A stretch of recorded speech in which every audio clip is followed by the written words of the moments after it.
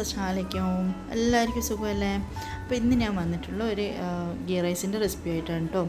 പെട്ടെന്ന് ഉണ്ടാക്കാൻ പറ്റുന്ന ഒരു ഗീ റൈസ്. അപ്പം ചിലർക്കൊക്കെ ഭയങ്കര ബുദ്ധിമുട്ടായിട്ട് തോന്നാറുണ്ട് ഈ ഗീ റൈസ് ഉണ്ടാക്കാൻ. ഇത് നിമിഷ നേരം കൊണ്ട് നമുക്ക് ഈ പാത്രത്തിൽ തന്നെ ഉണ്ടാക്കിയെടുക്കാം കേട്ടോ. അപ്പോൾ എങ്ങനെ ഉണ്ടാക്കാൻ നോക്കാം. ഞാൻ ഇവിടെ പാത്രം ചൂടാക്കാനായിട്ട് വെച്ചിട്ടുണ്ടായിരുന്നു. അതിലേക്ക് നമുക്ക് ഗീ ഇട്ട് കൊടുക്കാം. അപ്പം അതിലേക്ക് ഒരു 3-3.5 ടീസ്പൂണിൻ്റെ അത്രയും ഗീ ഇട്ട് കൊടുത്തിട്ടുണ്ടായിരുന്നു കേട്ടോ.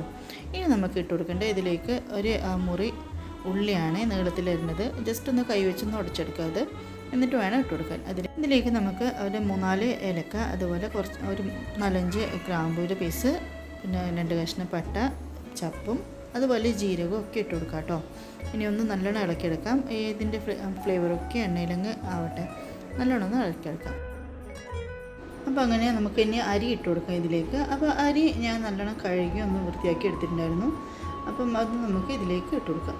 അപ്പോൾ നല്ലോണം ഒന്ന് സ്ട്രെയിൻ ചെയ്തിട്ട് എടുത്തിട്ടൊന്നുമില്ല കേട്ടോ. അതിൽ കുറച്ചൊക്കെ വെള്ളം ഉണ്ടായിരുന്നു. എന്നാലും ഇത് ഞാൻ ഇതിലേക്ക് ഇട്ട് കൊടുത്തിട്ടുണ്ട്. ഇത് നല്ലോണം ഒന്ന് മിക്സ് ആക്കാം. ഈ ഒരു ടൈമിൽ നമുക്ക് ഫ്ലെയിം കുറച്ച് ഹൈയിൽ തന്നെ ആക്കി വെക്കണം കേട്ടോ. ഇനി നമുക്ക് ഈ അരിക്ക് ആവശ്യമുള്ള ഉപ്പും കൂടി ഇതിലേക്ക് ഇട്ട് കൊടുക്കാം. ഇത് നല്ലോണം ഒന്ന് മിക്സ് ആക്കി എടുക്കാം. അപ്പോൾ ഇവിടെ ഞാൻ അരി എടുത്തിട്ടുള്ളത് നമ്മളുടെ നേരിയ അഷ്റഫ് എന്ന് പറഞ്ഞൊരു ബ്രാൻഡിൻ്റെ ഒരു നേരിയ അരിയാണ് കേട്ടോ. ജീരകശാല റൈസൊന്നുമല്ല.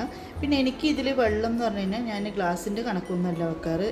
മേലെ ചോറിൻ്റെ മേലെ എത്ര വെള്ളം വരുന്നത് ആ ഒരു കണക്കാണ് കേട്ടോ എനിക്കുള്ളത് വെള്ളത്തിന്. അപ്പോൾ ഇതിലേക്ക് നമുക്ക് വെള്ളം ഒഴിച്ചു കൊടുക്കാം. അപ്പോൾ നോർമലി എല്ലാവരും വെക്കുമ്പോൾ എനിക്ക് തോന്നുന്നു 1 ഗ്ലാസ് അരിക്ക് 2 ഗ്ലാസ് വെള്ളം അങ്ങനെയൊക്കെയാണ് വെക്കാറ്. അപ്പോൾ ഞാൻ ഇവിടെ മേലെ 1 ഇഞ്ച് മേലെ വരെ വെള്ളം എത്തുന്ന രീതിയിൽ, അതാണ് എൻ്റെ ഒരു കണക്ക്. അപ്പോൾ നിങ്ങൾക്ക് കാണാം കുറച്ചൊരു മേലെ വരെ വെള്ളം എത്തുന്നുണ്ട്. ആ ഒരു ലെവലാണ് എനിക്കുള്ളത് കേട്ടോ. അപ്പോൾ ഇങ്ങനെ വെള്ളം ഒഴിച്ചിട്ട് നമുക്ക് ഇതിലേക്ക് വെച്ച് കൊടുക്കാം. അപ്പോൾ ഈ ഒരു ടൈമിൽ തന്നെ നമുക്ക് വെള്ളത്തിൽ ഉപ്പിൻ്റെ അളവൊക്കെ ഒന്ന് നോക്കിയെടുക്കാം കേട്ടോ. അപ്പോൾ നല്ലോണം തിളച്ചിട്ടുണ്ട് നമ്മളുടെ വെള്ളം. ഈ ഒരു ടൈമിൽ നമുക്ക് ഫ്ലെയിം ചെറുതാക്കിയിട്ട് ഒന്ന് അടച്ച് വെച്ച് കൊടുക്കാം. അപ്പോൾ അങ്ങനെ നമ്മളുടെ ചോറ് റെഡി ആയിക്കൊണ്ടിരിക്കുമ്പോഴേക്കും ഗ്യാസ് ഒന്ന് തീർന്നിട്ടുണ്ടായിരുന്നു. അപ്പോൾ ഞാനൊന്ന് പ്ലേസ് മാറ്റി. അപ്പം ഇത് നമ്മളുടെ ചോറ് ഇപ്പോൾ ഇവിടെ റെഡിയായി കിട്ടിയിട്ടുണ്ട് കേട്ടോ. അപ്പോൾ ഒരു 7 മിനിറ്റ്സ് എടുത്തു, 5 to 7 മിനിറ്റ്സ്. നല്ല പെർഫെക്റ്റ് ആയിട്ടുണ്ട് എനിക്ക് വെന്ത് കിട്ടിയിട്ടുണ്ട്. കറക്റ്റാണ് നമ്മളുടെ വെള്ളത്തിൻ്റെ അളവൊക്കെ. അപ്പം ഒന്ന് കൈവച്ച് പൊട്ടിച്ച് നോക്കുക. അപ്പോൾ ഇന്നത്തെ നമ്മളുടെ ചെറിയ വീഡിയോ എല്ലാവർക്കും ഇഷ്ടമായെന്ന് കരുതുന്നു. ഇഷ്ടമായിട്ടുണ്ടെങ്കിൽ നിങ്ങളുടെ കമൻസും ലൈക്കും ഒക്കെ അറിയിക്കുക കേട്ടോ. അതുപോലെ ഇനി മറ്റുള്ളവർക്ക് ഹെൽപ്ഫുൾ ആവുന്നുണ്ടെങ്കിൽ ഇതൊന്ന് ഷെയർ ചെയ്ത് കൊടുക്കാം.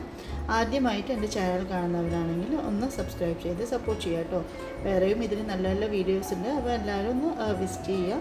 നിങ്ങൾക്ക് ഇഷ്ടപ്പെടുവാണെങ്കിൽ സബ്സ്ക്രൈബ് ചെയ്യുക. അപ്പോൾ ഇനി അടുത്ത വീഡിയോയിൽ കാണാം. Thank you for watching.